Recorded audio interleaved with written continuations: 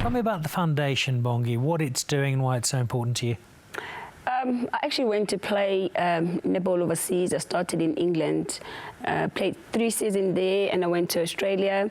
When I got there, it was very interesting. The season was really not the best season of my netball career, but off the courts, there was some amazing stuff that I did, and that's actually made me realize that I need to come back and start my own projects. But it wasn't me who had the idea first. It was one of the ladies who played for Australian national team, Erin Bell, and she invited me to be one of the guests in her netball clinic. So in my head, I was thinking, Bongi's a coach, so she probably wanted me to go and coach on the day.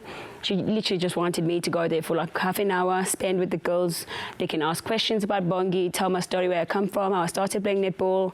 And literally that day, seeing the faces, you know, of the girls listening to my story was, because obviously Australia is quite different to us and our upbringing and all of that. So to them, it was more like such an informative session.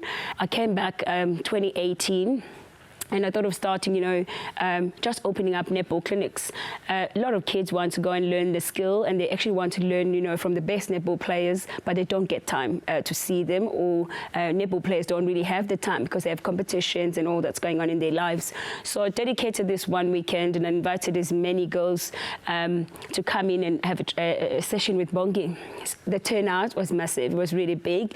And I think that day I realized that it shouldn't be about me going to teach, you know, a netball skill on the day. It should be about me teaching about, you know, even life skills, about my journey, the experiences that I've heard up to now.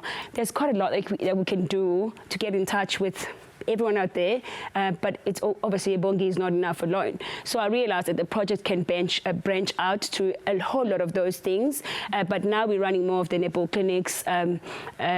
Besides that, I do a lot of talks, I do a lot of motivational talks, and I've been obviously involved with the Spa Sanitary Tiles initiative, and that I feel like it's very a big part of, you know, what I am or what I want to achieve going forward. I feel that me being part of those conversations, it feels like it's you cannot take that away from me. It's just, you know, my upbringing and what I am. It actually just links into now going forward. It's something that I always want to do, and that project, which is a Bongi Msomi legacy project, leads to that.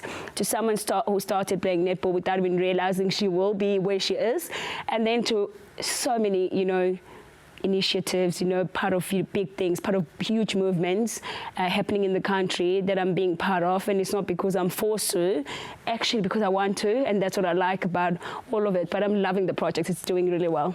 It's a legacy going so far beyond just playing netball, and that's the beauty of what you're doing, and it is so inspiring, changing lives, and thank you for what you are doing.